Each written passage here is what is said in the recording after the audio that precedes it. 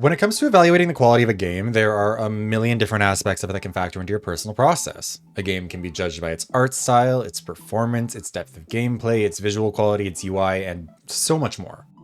The problem, though, is that all of these are obviously pretty subjective, both in terms of how we evaluate them and how we quantify that evaluation. There's no standardized unit of measurement for an art style's quality that we can use to measure it in the way you'd use inches or centimeters to measure length. And this is one of the big challenges of analyzing and critiquing media in general. There's good writing and bad writing, but how do we distinguish them if we don't have any sort of objective, standardized measure for it? How do we determine if a reviewer has good taste? And what constitutes good taste in the first place? Is bad taste even a bad thing? John Waters once famously said, "One must remember that there is such a thing as good bad taste and bad taste. To understand bad taste, one must have very good taste." What does that mean, in general and in the context of a game's art style or performance or gameplay or graphics or UI or whatever else? And what's more, how important is each aspect of the game to the overall experience? If you were going to review a game that had the most beautiful graphics of all time, but absolutely chugged on anything but the highest end PCs, how much importance would you put on either aspect? Nobody's going to argue that any of these aspects aren't important at all, mostly, but the relative importance of them is much more debatable, especially when you're having to account for stylism. Is Overwatch's art style as good as Red Dead Redemption 2's? Well, depends. How important is realism to you? In video games, this is complicated by the fact that all of this is interactive, and that the nature of that interactivity can dramatically shift our reasoning. Path of Exile is not being evaluated by the same criteria as Danganronpa, or Overwatch, or Mortal Kombat, and that's because it really can't be. This distinction exists in other media as well, obviously. When people are talking about whether The Substance or Wicked or Emilia Perez deserves to win for Best Picture, they're comparing two movies that are good in wildly different ways, plus one whose greatest cultural impact is widespread confusion as to how literally anyone thought it was a good movie. And, also... it stars incredible run of controversies. And that's before considering every other nominated movie as well. A shot that's good in one movie, like the shot of Monster Eliza Sue's face getting scraped off the Hollywood Walk of Fame, would be objectively pretty bad in Wicked, because Wicked is not a horror movie exploring themes of womanhood, age, and celebrity. However, the interactivity of gaming tends to throw all of these things into even greater disarray, because the experience of the media itself is so much more subjective and personal than non-interactive media, and the overlap of genres can make it hard to say anything definitive about any particular type of game. In spite of all of that, there's one real exception to the rule that tends to not really be up for debate in the same way, even in spite of how it's arguably even harder to quantify than most of what I've mentioned, and that's sound. Sound design is inarguably fundamental to the experience of a piece of media for anyone who can hear it. Whether we're talking about the sound of the weapons you fire, or the music playing in the background as you do it, or the scream of pain from the person you shot, sound plays such a massive role in our experience that it's hard to really imagine experiencing games without it. Good sound design can communicate an enemy's identity from behind a wall by giving their shoe a distinctive sound and the character themselves a specific pace before you even see them. And a good soundtrack can manipulate the player's emotions arguably more than any other aspect of the game's presentation. Now, I could make a video that tries to make an argument that sound is an important part of games, but I think that's kind of an unnecessary video to make. Like, realistically speaking, who out there needs to be convinced that sound is important?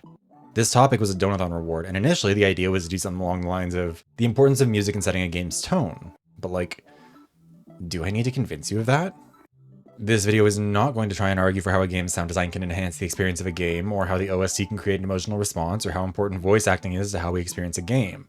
Rather, it's going to explore why sound design is able to have such a dramatic enhancing effect on a game, and why a good OST can build up our emotions so much, and why voice acting can be such a big make or break part of the game. More importantly, it's going to be exploring why we tend to have a lot more of a shared recognition of the singular importance of sound as an aspect of a game's design, the type of consensus that we seem to find in this one specific area and really nowhere else, especially in contrast to how we view our other senses as part of the experience. Part 1. The senses. So, first things first, it's probably best to start by looking at how our senses play a role in how we engage with games in general. Typically when we're talking about senses, we're talking about the 5 main external senses you learned about as a kid: taste, touch, smell, sight, and sound. An external sense is one that relates to something outside the human body. The taste of salt, the feeling of sandpaper, the smell of vanilla, the sight of a blue sky, the sound of a bird's call, stuff like that. However, that's not really the limit of human sensory ability. It was basically just an arbitrary list put together at one point in time. We also have external senses related to stuff like balance, pain, motion, or temperature, plus internal senses that cover things like hunger. There are also some senses, most notably taste and smell, that are so fundamentally linked that losing one can directly impact the other, which all of us have experienced if we've ever had the flu and tried to eat one of our favorite foods. Now, Radical hot take, I know, but the human body did not evolve these senses to play video games. They evolved them as a result of needing to hunt lions or forage for berries or whatever, and so sometimes they interact with each other and video games in complicated ways, for better or for worse. The most obvious example is pattern recognition. We rely on all of our senses to identify patterns, and so a video game can use a visual indicator like an empty circular room or an audio indicator like a character's leitmotif to communicate, hey, you're about to fight a boss fight against this character in this room. However, it can also really complicate stuff like character design, since pattern recognition also extends to stuff like thinking, hey, every character in this game who wears blue has been a friendly, so if I see a non-blue character or location, then they're probably an enemy, which can pretty dramatically limit the options for designing any given character. This can extend to sound as well. We tend to associate the sound of high heels with female characters, so whenever you hear a character who's wearing high heels walking towards you, you'll automatically assume that the character is a woman. Meaning that when deciding how a character should sound, you have to factor in the patterns people have formed from the real world. A more complex example is how many games, especially first-person or VR games, can cause motion sickness in people. Motion sickness is typically the result of three separate senses, balance, motion, and sight, sending conflicting messages to the brain. If you're on a boat and your sense of balance says, I can feel that we're swaying left to right, and your sense of motion says, I can feel that we're moving forward, but your sense of sight says, I am sitting perfectly still in an unmoving room with no windows, then your brain might blue screen and throw an error, making you dizzy, nauseous, and sweaty. The same phenomenon happens in video games for the opposite reason. You're typically going to be playing a game while sitting upright in one place, so balance and motion will be stable, but your sense of sight might see you walking forward complete with head bobbing effects or jumping up and down or speeding up and slowing down rapidly. The reason I'm bringing these up is that they highlight two different things. The first being how our senses interact with each other in the context of gaming, and the second being how this is often more of an individual thing than a universal one. Not everyone experiences motion sickness from games, and even the people who do don't necessarily experience it consistently. Some people can handle third-person games but not first-person ones. Some people can handle them with certain depth of field settings or while sitting a certain distance away from the monitor, and all of it can be affected by what's going on inside your body. If you've recently eaten something that your stomach disagrees with, or recently drank some alcohol, your brain's fighting an even greater uphill battle than normal. It also really can't go unmentioned that most people don't have a full complement of perfectly functioning senses, and that also plays into all of this. If you're blind, you come to rely on your other senses to a much greater extent, and if your brain can't receive vision-related data because it can't see, then it can't be made motion sick by a conflict between sight and the other senses. That doesn't mean blind people can't get motion sick, just that vision can't be a component of that. Video games, given that they're almost exclusively governed by sight and sound, tend to be pretty limiting to people who either don't have those senses or have some limitations on them, such as partial blindness, color blindness, or being deaf in one ear. Now, even though the two primary senses that video games rely on are sight and sound, there are other senses worth acknowledging here. Touch is a sense that can be activated if a game has rumble controls, although haptic feedback in most games is either not supported by the platform, like on PC, not particularly diverse, mostly just rumbling, or not particularly desirable even if the other two conditions can be met. It's cool in theory to imagine a game letting you feel what your character is feeling, like those vests that purported to let you feel the same impacts as your character from years ago, but in just about every game, the only physical sensations your character is going to be feeling are extreme pain. There are some not safe for work games out there that actually do more with external peripherals, and some safe for work games like Ultra Kill that have official support for those peripherals, although that's about as far as we can go with that subject before this shit gets demonetized. Other types of media have also tried in the past to compensate for these things with varying results. Spy Kids 4 famously used scratch and sniff cards that they called Aromascope that moviegoers would scratch at specific points to smell what the characters were smelling. As someone who actually saw that movie in theaters and got the scratch and sniff card, all 8 or whatever of the circles kind of just smelled like ass. Turns out it's hard to get that right. Immersive media experiences like those at Disney will often do stuff like this as well, such as splashing water on people in the dark to give the feeling that someone was just murdered in the attraction. That was an actual Disney World attraction, by the way. It was called Extraterrestrial Alien Encounter, and it was unsurprisingly shut down because it just terrified everyone. You can also do this sort of thing for yourself at home, like if you wanted to watch Ratatouille and prepared tasting samples of each dish that you'd eat as they appeared in the movie or something. But part of why incorporating senses like taste, touch, and smell into media is so rare is that it's just hard to do all or any of them particularly fluidly. Even just logistically, smell is hard to put a finite start and stop point on. Taste requires a massive investment in consumables, and touch requires manufacturing materials and hardware as well as sanitation options. And for taste and smell in particular, you also have to account for allergies and sensitivities. Sound and sight, by contrast, can be controlled much more tightly, scale indefinitely, and don't require anything except for reusable equipment for the most part. Live media can be a bit of an exception. You can feel the jostling crowds and usually smell them too when you're at a concert, but that's mostly incidental sensory impact rather than like an artistic choice the way that the other examples were. And while you can at least theoretically play just about any game without sound, very few modern games are playable without sight. A book can be translated into Braille or turned into an audiobook for blind readers, but we don't really have a way to do the same for games that still capture the core experience, even in genres like visual novels that are about as close to a book as you can get. However, in both of these cases, games tend to be designed without much thought for how someone who can't see or hear perfectly might experience them. Colorblind modes are often an afterthought that seems more like an excuse to let players who can see colors customize the UI a bit, and while captions for in-game audio is definitely better than nothing, there's a lot left to be desired. In a fast-paced game like Overwatch or Marvel Rivals, captions can disappear before there's even time to read them, and you don't want to have to take your eye off your target in order to try and speed read all the voice lines that everyone else can rely on their ears for. Focusing more specifically on audio, think about how much you rely on it when you're playing games. Sounds can indicate proximity, but only if you can consistently perceive volume. They can indicate direction, but only if you can hear consistently in both ears. It can indicate danger, but only if you can hear the indicators of danger. And if it's something like a pitch change to a pitch you can't hear as well, then it doesn't work too great. Sound is especially tricky here because, unlike some senses, it's unavoidable that we are all at some stage of hearing loss. Whether it's because of headphones or concerts or loud working environments or just everyday existence, the little hairs in our ears are slowly dying as we age. So while sound is often crucial for our experience of games, we're all in some stage of losing access to that sense. Anyways, I still have a lot I want to get to, in case you couldn't tell by the runtime, but I wanted to make sure we started out on the same page about what it actually means to be able to hear in gaming, and acknowledge some of the hard limits of this discussion. With that out of the way, there's 3 aspects of sound I wanted to explore in this, and we might as well jump into the first one. Part 2. Sound effects. When I say sound effects, there's a lot of stuff that might come to mind. The sound of a footstep, or a shot being fired, or some environmental decoration breaking, or whatever else. And while it's all definitely part of it, it's important to remember that everything is sound effects in a video game. In live action media, there's ambient noise that exists as a consequence of happening in the real world where ambient noise just happens. If there's rain, you might add in additional rain sound effects or boost the volume if you need more, but you can also just use the sound of the rain that's happening. In a game, the visual asset of a raindrop doesn't make sound organically. It can't. The sound of rain has to be fully manufactured and manually connected to the raindrop. Now, again, this video isn't trying to justify this being important. It's about exploring why we tend to agree about the importance of it. If I was trying to justify the importance of sound effects to the experience, I would talk about how sound effects can boost immersion, which can in turn elevate an experience. But like I said before, who needs to be convinced of that? When it comes to visuals, people might debate about whether it's important for the rain to look a certain way or give a certain visual effect or be portrayed in a certain art style, but most people would be willing to accept that it's all ultimately pretty subjective as long as it's giving rain.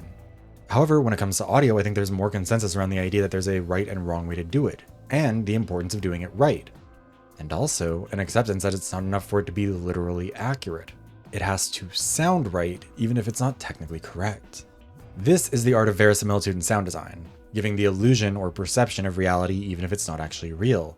And for this discussion's purposes, it comes in 2 flavors: real sounds and fake sounds. Real sounds are sounds that exist in the real world, like rain, and so the audience is going to know what they expect it to sound like. And fake sounds are things like alien space guns that don't exist in the real world and so don't have a real world canonical sound. And the fun thing is, both of these are hard for different reasons. Part of why everyone agrees on the importance of sound in this context is that achieving that verisimilitude is really important for us. For real sounds, it's genuinely really disorienting for our brains when something makes the wrong sound. The sound of high heels on hardwood is different than on pavement, and both should sound different than carpet or tile. If a character is wearing high heels and is walking on a tile floor, but it sounds like they're walking on carpet, then it completely takes you out of the moment. Same with if the character sounds like they're in heels when they're visibly in sneakers, or when you can hear the sound of leather rubbing against leather when the characters are wearing metal armor. They're such tiny little noises, but getting them wrong is going to rub everybody the wrong way because of how hearing is such a uniquely universal experience for people who can hear. Think about how every kid at some point thinks, what if what I see as red is what somebody else sees as yellow? How do we actually know we're seeing the same colors? We don't do the same thing with sound. Like, we can understand why some people might like sounds we don't and vice versa, but no kid's ever like, what if what I hear as a drum is what somebody else thinks a saxophone sounds like? Vision is an experience where it's possible for us to conceptualize how different the experience might be for other people, and even setting aside things like colorblindness, personal perspective influences that a lot. Like, if you're 5'6" and I'm 6'2", then the question, what would a realistic visual portrayal of a concert crowd look like for you, is going to be answered very differently. However, hearing isn't really like that.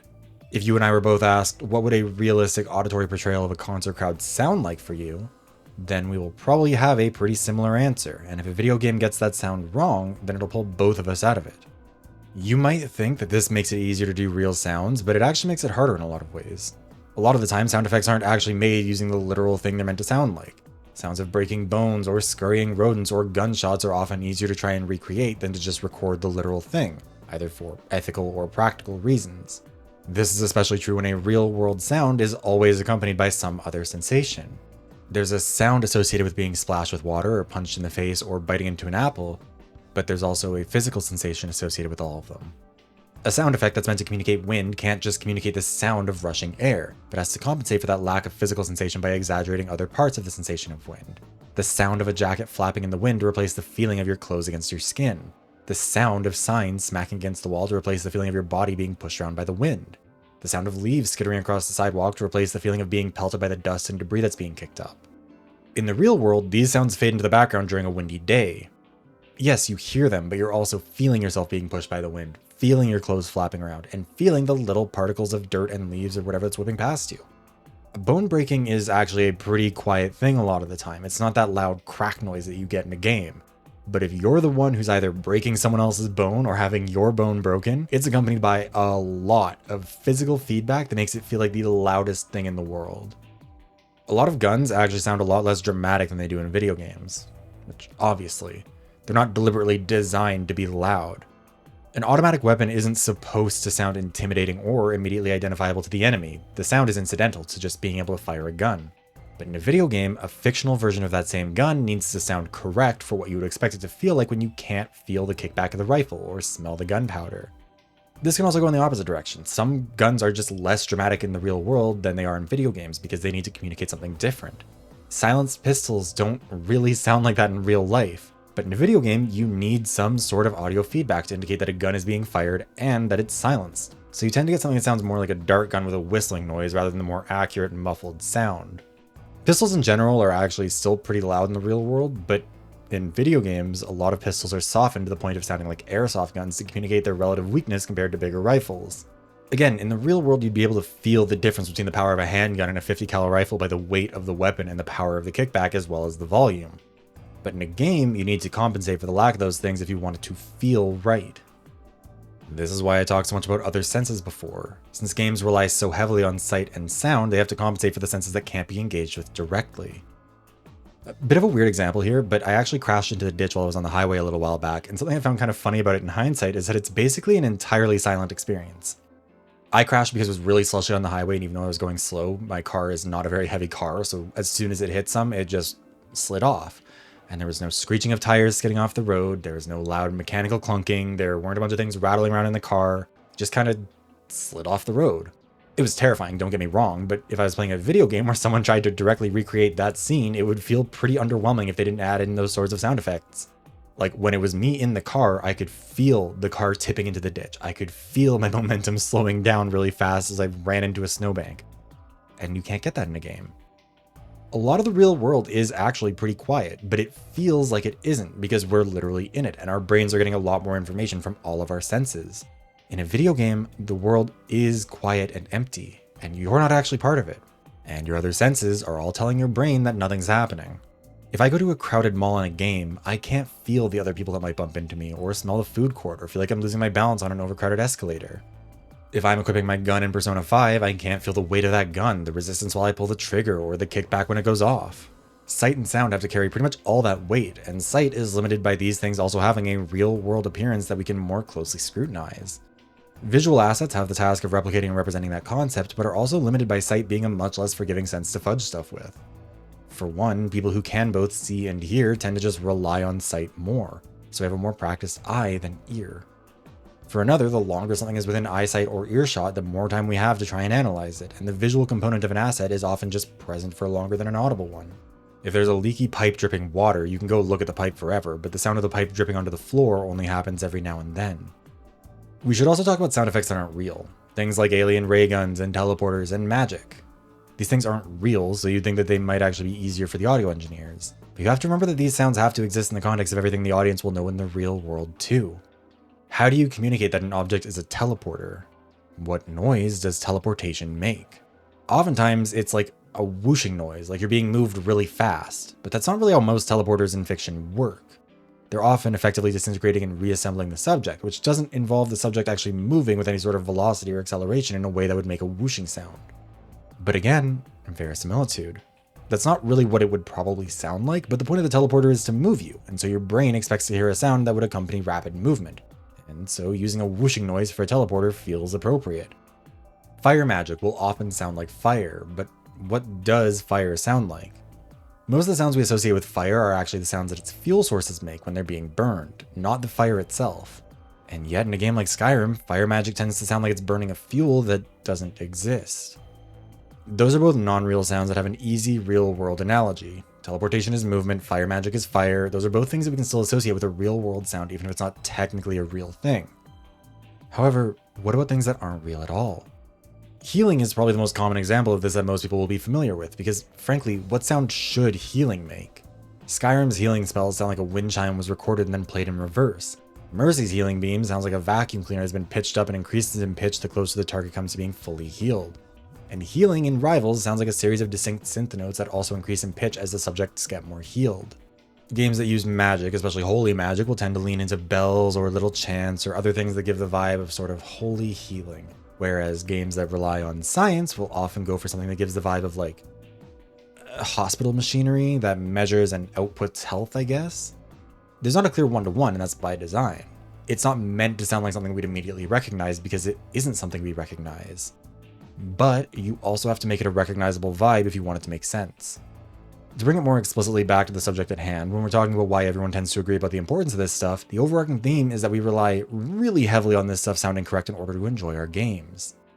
If the guns don't sound right, if the footsteps don't sound right, if the frost magic sounds like fire magic and the healing science sounds like poison science, it immediately takes us out of it and makes it harder for us to keep up with what's happening.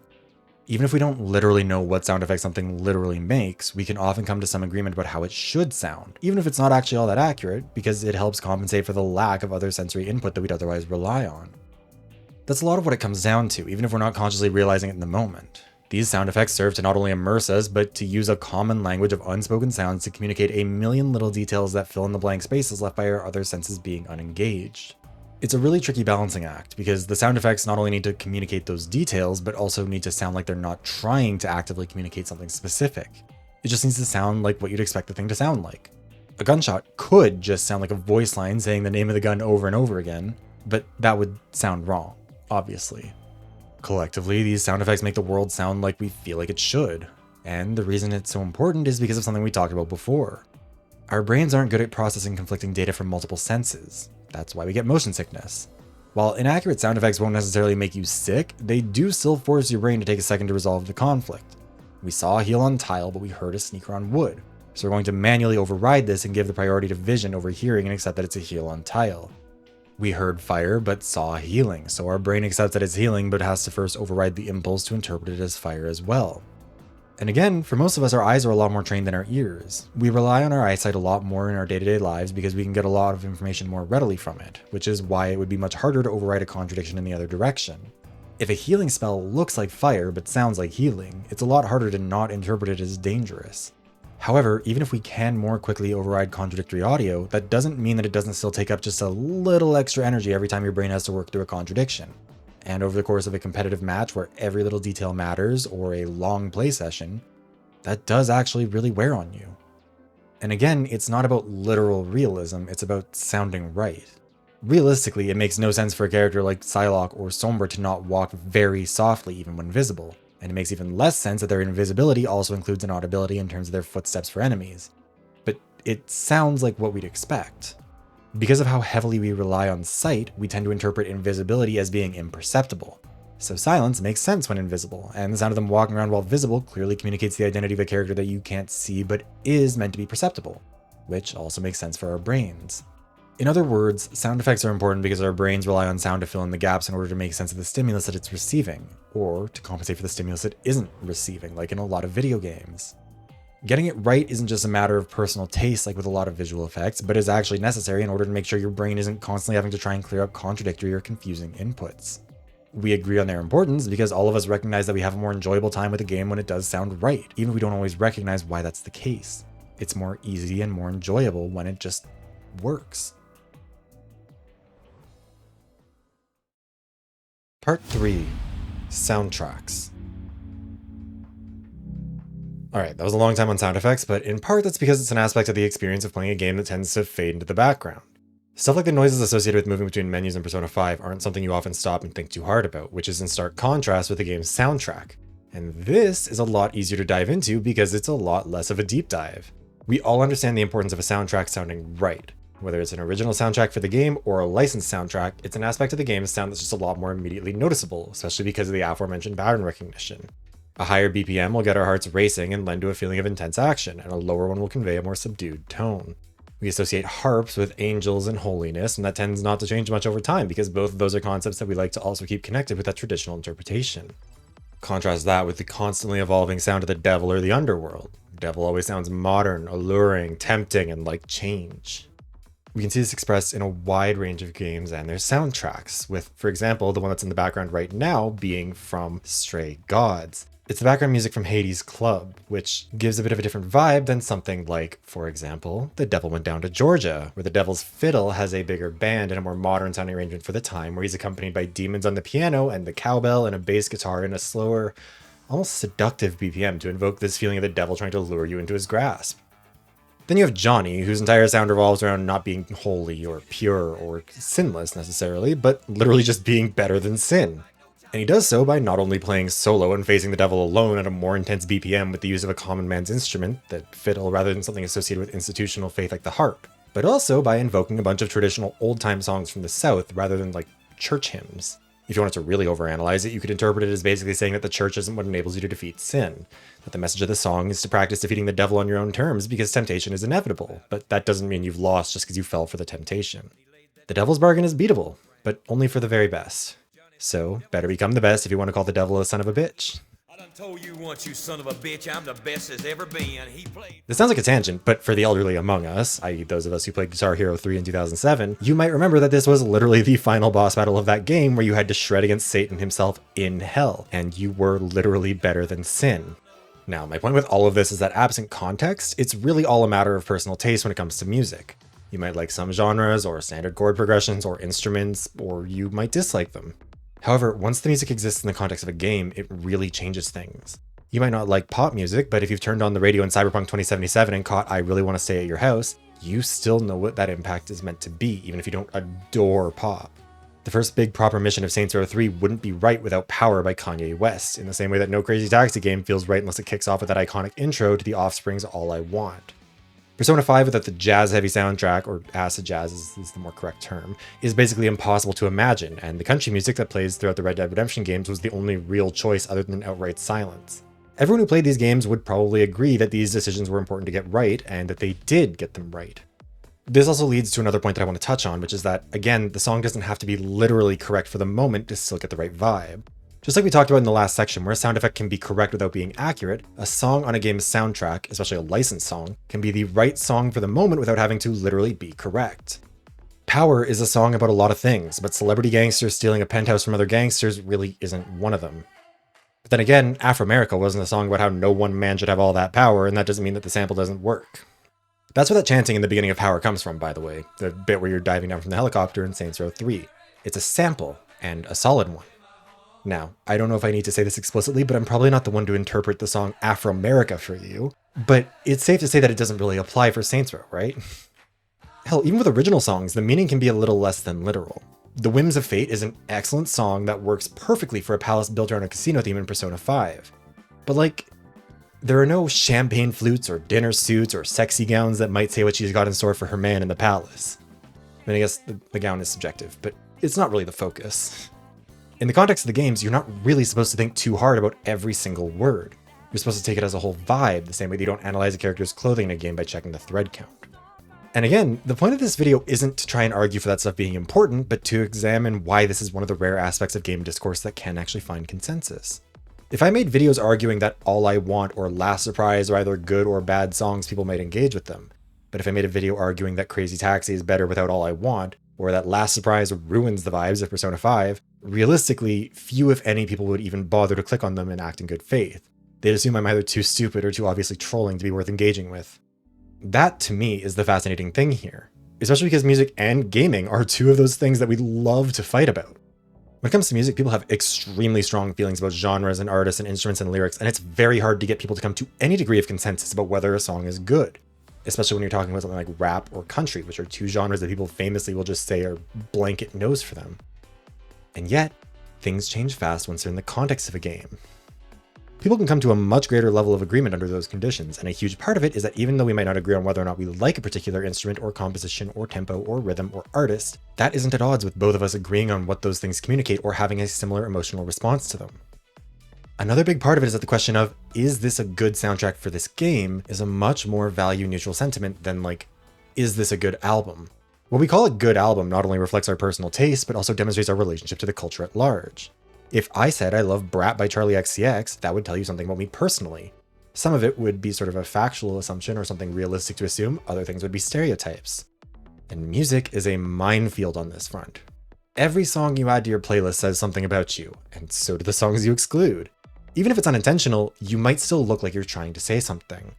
If you're a gay man who really doesn't like Charli or Sabrina or Chapel, some people will read that as you saying, oh, I'm not like other gays, and that's my whole personality, even if that's not how you feel at all. If the only black artists that you listen to are Beyonce and whoever got featured on a song by a white artist that you like, people will read into that. If you're a teenage boy with some gay rumors floating around that you'd like to dispel, telling people that your favorite artist is Lady Gaga is not going to help you beat those allegations. There's a lot of pressure around liking the right things and disliking the right things and displaying all of that correctly. All that goes out the window when you're talking about a game's soundtrack, though. We're free from the pressure of having to navigate complex social inferences because we're not having to express whether we personally like the song. We can evaluate the song as a component of a game in terms of whether or not it successfully communicates what the game is trying to communicate. It makes you feel what it's trying to make you feel. Saying you like a Kanye West song in 2025 would be a bold choice given everything he said and done, and I hope it doesn't come across like that's what I've been trying to say. But saying Power is the right song for that mission in Saints Row 3 doesn't come across, hopefully, like a cosign on that behavior. A song that exists in the context of a soundtrack is a song that doesn't just exist as a song. It has a function and a purpose, and it's not only a lot easier to neutrally evaluate whether or not it's achieved that function and purpose, but also to come to a consensus about it with other people. When we were talking about sound effects, I said that part of why we can agree is because everyone who can hear will know what sounds they expect to hear, and that since we share a pretty wide range of understandings about what things should sound like, it's pretty easy for us to come to a consensus about both whether or not the sound effect is right as well as the importance of it being right. We don't evaluate the sound of a bone breaking in the context of, is this a sound I'd like to listen to? But in the context of, does this sound like what I expect to hear? When it comes to soundtracks, the same largely holds true. We're treating these songs like extended, complex sound effects, and that change in context allows us to come to an agreement about not only whether or not the song is right, but the importance of the song in that moment. We recognize that they're being used as tools for communicating atmosphere and emotion as intended by the designers in combination with whatever other sensory input we're receiving, rather than just a song that we can either like or dislike. However, video games aren't just their environments or their non-diegetic background music, or diegetic in some cases, I guess. There are usually characters who are wandering around in those environments, and occasionally, for better or for worse, they open their mouths, which brings me to the final section of this video. Part 4. Voice acting. In the previous two sections, one of the points I've talked a lot about is how even if something isn't technically right, the important thing is that it feels right. Snapping celery can pass for a broken bone. Power can sound like it's about a high-rise, high-stakes gang heist, etc. But one of the things that enables that is, again, we don't necessarily have a super well-trained ear for the most part.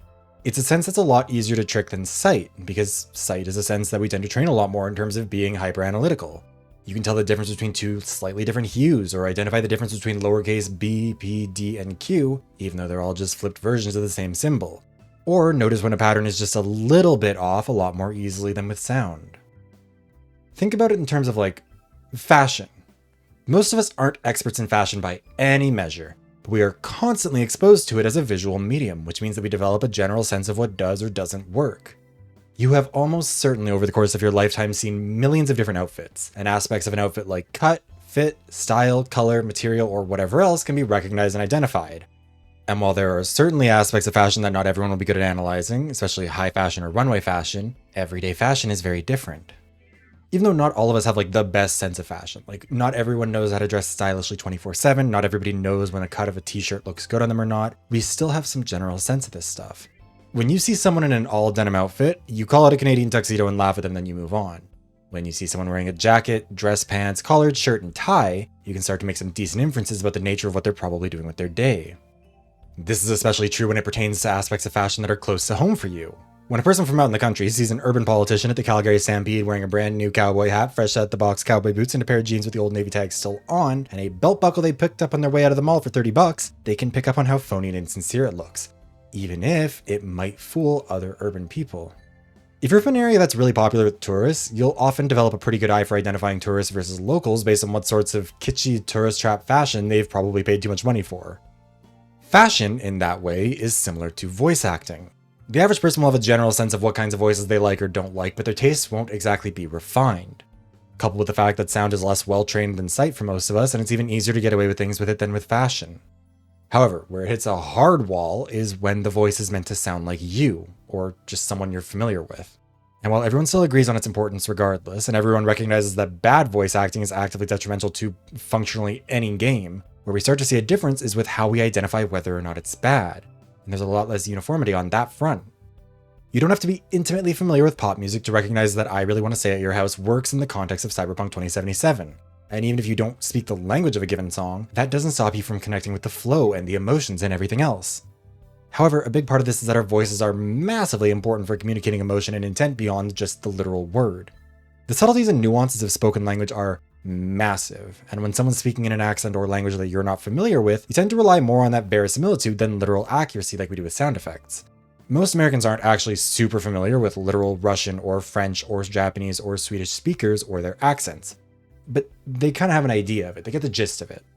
In extreme circumstances, a language can also be like that too. You might not know how to speak French, but you could almost certainly babble some vaguely French-sounding nonsense and people would know what you're referencing. The problem comes when your audience is familiar with the language, dialect, and accent, but the writer and/or voice actor aren't, or they just can't replicate it well enough. Different languages will, for example, have different grammatical structures that are easy to get wrong, like how you'd order a medium coffee in English, but reverse that and order a café moyen in French. In English, it would hit the ear wrong if someone ordered cream whipped on their chocolate hot, and in French, it would have the same effect if you ordered your frotte crème on your chaud chocolat. English words typically have a single stressed syllable, and while it's often left unstated which one is the right one, putting the emphasis on the wrong syllable immediately hits the ear wrong. However, Japanese doesn't do this at all. Each syllable tends to be weighted equally within a word, and that often trips up English speakers who are learning the language. And of course, a lot of characters in games speak multiple languages, with games often giving them their mother tongue plus whatever language the game itself is in, which means you need to make sure that character's accent in both languages sounds correct. Now, the problem here is, who are you trying to sound correct to? If you're trying to localize a French game into English, you'd want to make sure you don't just literally translate each word in the structure that a French person would recognize. You also got to reformat it for grammatical purposes, and that can require some more dramatic revisions than you might expect. For a very simple example, imagine if your big dramatic moment was a character picking between the red door or the blue door. Your French dialogue might be "Je choisis la porte rouge," with the break to, build some anticipation coming after porte, which is door. Sorry again for my pronunciation. I don't know why I keep choosing to speak French in videos when I'm not a francophone. Anyways, you can't do that in English, because I choose the door red sounds wrong. But I choose the red door obviously puts the tension on the wrong part of the sentence, right? Like the break is in the wrong spot. You'd write it as I choose the red door, right? Localization is important in large part because there's really no replacement for a native speaker who can just tell that a line hits the ear wrong. Similarly, when it comes to stressed syllables or pronunciation, it often depends on who your audience is. Petite is a word used in French and English to mean the same thing, but if you're speaking French, you'd say it differently than if you're speaking English. Petit versus petite. English speakers will often try and find the stressed syllable in Japanese words, especially names, and I'm very much so guilty of that myself. It comes naturally to us to look for that emphasis, because that's just how we contextualize and understand speech. Not every language uses the same sounds either. Japanese speakers often struggle with distinguishing L and R sounds in English because Japanese doesn't have that distinction. And English speakers will often struggle to pick up the nuances of languages like French, where the letter R can have a lot of very subtly different sounds that we just don't use. This ties into the challenge around accents. It's really hard to accurately capture an accent that isn't your own, especially to an audience that actually speaks that language with that accent. If you've never spoken Japanese in your life and are trying to replicate a Japanese accent, it's going to be hard for you to get that L-R confusion/mix-up correct because you haven't spent your entire life speaking a language where that distinction doesn't exist. You know how to do that. You are very practiced at L and R. So sounding like you are a native Japanese speaker is just going to be really hard for you to do. Getting an accent right enough to fool an unfamiliar audience isn't super hard, but when it's the accent that you constantly hear in your everyday life, you really notice how much it throws you off when it's wrong. It's easiest if it's a similar accent to your own language. An American can usually do a decent Canadian accent and vice versa. But the further you get from that, the harder it becomes. English actors who want to play American roles for an American audience have to put a lot of work into sounding American, and you can often still pick up on the wrong notes that come through. And again, just like with fashion, voice acting is one of those things where we're often kind of broadly familiar with the concept, but really only recognize the aspects of it that intersect with our own lives. A lot of the comments on my Inescapable video were from people who are from the areas that the characters themselves were supposed to be from, talking about how the accents, slang, and pronunciation were often just wrong. As an Anglophone, I can't tell the difference between Peninsular Spanish and Mexican Spanish beyond basics like the lisp that European Spanish tends to have. But someone who does speak the language will be more familiar with stuff like what slang terms are used in which dialect. Same with Portuguese. I don't know European Portuguese from Brazilian Portuguese, but Brazilians and Portuguese will recognize when it's the wrong dialect pretty fast. This ties back to the issue of creating a contradiction in your brain. Just like how you can get a contradiction between multiple senses, you can also get a contradiction between what you've been told and what you're hearing. If you've been told that a character is from France, but they're actually speaking Canadian French with a Quebecois accent, your brain might not be familiar enough with either of those accents to recognize the contradiction if you don't speak French. It just sounds vaguely français, so it passes without notice. Same with vocabulary. What's a hot dog in French? Is it chien chaud? Is it hot dog? Depends on who you ask. The Quebecois believe one thing, the French believe another. But you don't really necessarily know that. However, if you do speak French and you do recognize that there's a mismatch, your brain is constantly going to have to hear that Quebecois accent and Quebecois slang or Quebecois terminology, and then you'll have to manually correct it to say, yes, that's a Quebecois accent, but this is a French character, which is annoying. It takes you out of the experience entirely. It's like giving a New York accent to a character from New Orleans. It's just wrong, and everyone recognizes how frustrating this shit is when it happens to a character who's supposed to sound like you. You're supposed to be able to recognize this person's accent, their terminology, their way of speaking, and you don't. Or at least you recognize it's not right. Again, this goes a step further when we talk about games like Overwatch, where language is explicitly being used to communicate friend or foe. Characters whose first language isn't English will shout their ult lines in English if that's the language you're playing in when they're on your team, but they'll shout it in their native language if they're enemies. The reason I'm going into all of this is to emphasize that just because sound effects, soundtracks, and voice acting all rely on the sense of sound, that doesn't mean that we consider them important for the same reasons. Sound isn't just one aspect of a game. It's a multifaceted part of the experience, and different facets are important for different reasons.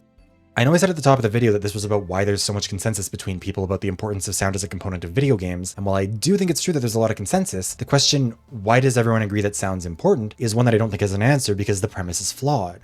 Saying sound is important is like saying sight is important. The ability to effectively engage with our senses is pretty important in media that is actively trying to engage those senses. But what does that mean? We tend to agree, but what does that mean anything? Part 5. The importance of sound. To answer that question, yes, I think it does mean something, but not because it reflects that we can find some sort of kumbaya harmony and come together over this shared human experience. Instead, I think it demonstrates how much we tend to take our senses for granted, especially ones that we don't really think we rely on that much. Everyone's heard the joke about how they take their sense of smell for granted right up until they catch a cold and can't smell anything, but when we think about hearing, it's often the same thing. Only with the exception of it not really being super common to temporarily experience deafness in a way that makes you appreciate your ability to hear more. Sight is on the opposite end of that spectrum because we rely on it so much that the idea of having to go without it feels genuinely terrifying for a lot of people. But hearing is in a bit of a weird middle ground. We recognize its importance, nobody wants to go deaf, but also we tend to take pretty poor care of our hearing. Listening to music that's too loud is extremely common, wearing improper ear protection is extremely common, and jamming Q-tips in our ears is extremely common even though you're not supposed to do that. Seriously, there are safe ways to clean your ears, that's not one of them. We recognize that hearing is important but never really stop and think about why. And if you ever have experienced temporary hearing loss, you really do realize how much it throws you off to not have that constant feedback about the world around you. We tend to treat sound the same way we treat something like fashion, not as a sense, but just a part of the environment. That's why I think sound gets talked about in this way, but sight doesn't. So much of sound is seen as environmental flavoring rather than as an essential sense like it is, which is part of why we're a lot more willing to accept verisimilitude in the sense of being literally wrong but feeling right when it comes to stuff like sound effects or soundtracks. Voice acting is where it's a lot easier to recognize that logic doesn't hold because when we think about our ability to hear, speech is probably the single biggest part of it that we'd be afraid to lose because of just how much we rely on it for not just literal communication, but also non-literal communication. Literal communication can be supplemented by written words, but things like tones and emphasis and volume don't carry over nearly as easily when they're not spoken. Like I can italicize or bold words within my script or underline them or make them a bigger font or whatever, but you can't really tell how I want to deliver the word. And that's assuming that the way that you're being shown those words can even handle that. For example, YouTube's closed captioning doesn't allow me to do any of those things. That's why even in games that are only partially voice acted, the characters still have a range of stock voice lines that play to convey the tone that the writers want you to read the line in when they're speaking. This also ties into a bigger topic, one we talked about earlier. Lots of people can't hear. When we think of sound as something that's only important in the abstract but don't dive deeper into what that means, we not only fail to appreciate what we have, but also fail to recognize the importance of accessibility to ensure that people who can't hear don't miss out on that. That means accessible care and aids for people who want them, but that's not where that ends. There are lots of people who don't want those aids or can't have them, and there's a wide range of reasons for that that I'm not really the person to talk about. Beyond that, it means actually finding ways to improve on accessibility in these contexts. Think about how many games you've played where sound has played such an important role in communicating the experience to you. Whether it was crisp, perfect sound effects that immersed you in the world, a soundtrack that never failed to pull your emotions wherever the writers needed them to be, or a voice actor whose performance single-handedly turned a great game into an excellent one. Overwatch is a game that does a genuinely stunning job with its sound effects, and Marvel Rivals has honestly made me appreciate that a lot more because I realized how much I'd taken for granted with Overwatch when I started playing a game that fell short on that front. Persona 5 is a great game in and of itself. Like, the gameplay is really fun, the story is good, but its soundtrack is such a fundamental part of that experience that it would significantly negatively impact it if I couldn't hear the whims of fate running around Sai's palace. The Somnium Files very slowly built into a game that I loved over the hours I was playing it, but Allegra Clark's performance as boss, especially that monologue, if you know you know, was what took it from a great game to easily one of my favorites. And I'll be real, I have historically not been great about recognizing this stuff. After all, sound doesn't just exist in video games, it also exists in, for example, YouTube videos. And as a content creator, I've only recently gotten better about making sure my videos don't go live without closed captions. Even then, I sometimes fail, because I didn't prioritize the people who either couldn't hear well, couldn't hear at all, or might have an audio processing disability, or might have been listening to me in their second language and couldn't keep up. And I remember being called out for it a couple times in the comments by people who were being respectful and asking, hey, could you try and do captions? Because I just struggle with this. And I got defensive, and with hindsight, I was just being kind of bratty and obnoxious. And not only that, I wasn't really reckoning with the importance of sound. I realized that I had sometimes literally thought to myself, I could add some sort of visual aid here to demonstrate what I'm talking about, but I'm feeling lazy, so whatever, it'll be fine. For example, my video Just Say Magic Exists in Overwatch references a book series called The Air Chronicles. And when I was working on that video, I distinctly remember thinking, I could add a picture of the cover here, but I don't really know if it's necessary, and I'm tired, whatever. Then I got a bunch of comments asking me where they could find the Air Chronicles, spelled A-I-R, and realized my mistake in not just putting the cover on screen. When I did my video about how Overwatch's character design is carrying the game, I had a whole segment where I talked about the relationship between a VTuber's voice and their appearance, where I'd show a silent clip of the VTuber and basically ask, what do you think they sound like? And then I'd play the clip with the audio. At no point did I actually describe the voice. And while I absolutely would have acknowledged that a deaf person's relationship to this aspect of character design wouldn't be the same, it never crossed my mind to reckon with how I'd communicate that in that video. What's more, I recognize I do prioritize sight a lot more than sound in this context, especially in terms of recognizing the ways that it can be limiting. In a more recent video, How Microtransactions Are Hurting Character Design, I went out of my way to talk about how colorblindness impacts the effectiveness of character design, and the importance of reckoning with that when developing a character, as well as how the microtransaction model can uniquely disadvantage people with colorblindness. In contrast, in my video Buried Stars and How Character Design Tells Stories, I explicitly talk about how important a scene where the screen goes dark and all you would hear was a character's heartbeat and the sound of social media notifications popping off like crazy was, and even cut out my own audio to play that scene. But if you were deaf, all you saw was the screen go black for a few seconds and some of the character's dialogue.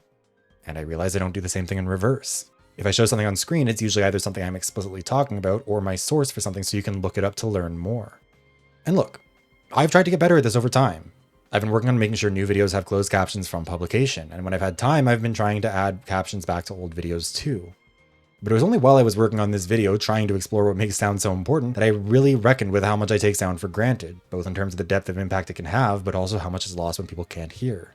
I said earlier that people can play games without sound, and while that's technically true, sound is so important to the experience that it doesn't feel fair to leave deaf or hard of hearing people out of so many of those big emotional moments that sounds can bring. Or even just the gameplay mechanics involved. The question then is how? How do you communicate a high heel on tile to someone who's never heard one? How do you communicate a jazz riff to someone who can't hear it? How do you communicate that a character's voice reflects a character reveling in their evil plot coming together in a dramatic monologue? And I don't know. The answer is that there isn't a simple solution. But also, the first step towards an answer is recognizing the question's validity and parameters. If we all agree that sound is important, what do we do to make sure that such an important part of the experience is still being communicated to people who can't hear as well as us? It's also important to recognize that this isn't about infantilizing deaf people or saying that they can't experience life as fully as people who can hear. Deaf people still live rich, fulfilling lives, are still just as capable as anyone else of living one of those lives, and they don't need to be coddled. However, if a piece of media doesn't engage with the senses that people have, then of course it can't reach them in the same way. So it's important to make sure that we do engage with them. It's about recognizing that if sound is so important to us, then it's probably communicating something that we consider essential. So it's important to make sure that we don't fail to communicate that to people who can't use that sense to pick up on that important detail. This is especially true in video games because the other senses that a deaf person might rely on to compensate for the lack of sound in everyday life can't be relied on if they're not able to be engaged. And whatever the solutions will be, they'll be complicated because video games themselves are complicated. However, it's important to remember that these things that make games more accessible don't just help people who explicitly need them. Learning more about how to communicate audio to people who can't process it also helps us get a better understanding of how we process audio, which in turn helps us get better at making those sound effects hit for everybody. Imagine over-ear headphones with mild haptic feedback that would buzz to indicate the direction that a sound was coming from through the ear pads, with the buzzing frequency and intensity reflecting whatever sound is meant to represent. That would make a game like Overwatch dramatically more playable for a deaf player, but would also be something that everyone could use. And remember, we're all at some stage of losing our hearing.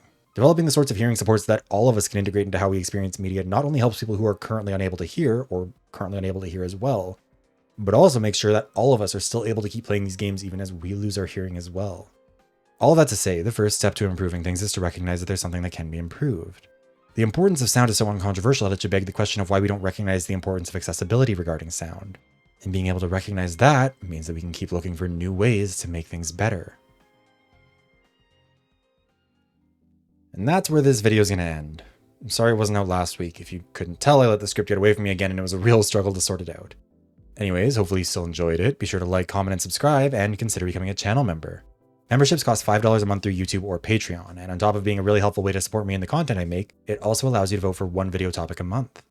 The video you just watched was the topic chosen for January out of these 4 topics, and the poll for the February topic started on the 1st between these 4. The Culling, a cautionary tale about audience input, is a returning topic from September, October, November, and January that would be about The Culling, an old battle royale game that came out right before the big BR boom and how its obsession with listening to audience feedback ultimately killed it. Mythical Pokemon were a bad idea that's only become worse with time is a returning topic from December that would be about a long-standing beef that I have with Game Freak for creating a category of Pokemon that I, someone who grew up in rural Alberta, would literally never get to access, and why I think mythical Pokemon somehow managed to suck even more as a concept over time. Why video games struggle to get mysteries right is a returning topic from October and November that would be about what makes it so hard to tell a mystery through the medium of video games, and why it's so impressive when developers can get it right.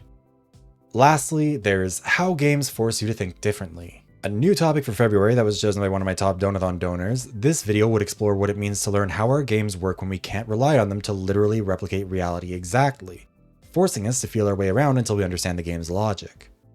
The poll is open until midnight on February 10th, and the winning topic should be out on or around February 23rd.